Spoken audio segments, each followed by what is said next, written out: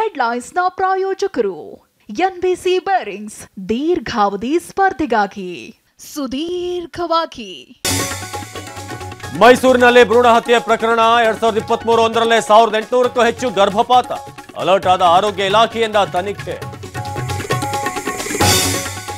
ಮೈಸೂರು ಜಿಲ್ಲೆಯಲ್ಲಿ ಈವರೆಗೂ 15 ಕ್ಲಿನಿಕ್ಗಳಿಗೆ ಬೀಗ, 80ಕ್ಕೂ ಹೆಚ್ಚು ಕ್ಲಿನಿಕ್ಗಳಿಗೆ ನೋಟಿಸ್ ಕೊಟ್ಟಿದ್ದೇವೆ.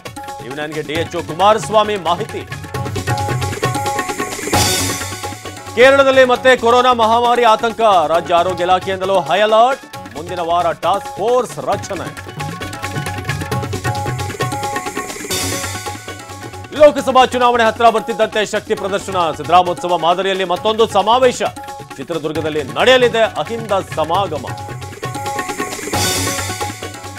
ಮೈಸೂರು ಏರ್ಪೋರ್ಟ್ಗೆ ಟಿಪ್ಪು ಹೆಸರಿಡಲು ಜಟಾಪಟಿ. ನಾಲ್ವಡಿ ಕೃಷ್ಣರಾಜ ಒಡೆಯರ್ ನಾಮಕರಣಕ್ಕೆ ಪ್ರತಾಪ್ ಪಟ್ಟು. ಇದು ಸಿಎಂ ಆಗಿದ್ದಾಗಲೇ ಸಿಕ್ಕಿತ್ತಂತೆ ಒಪ್ಪಿಗೆ.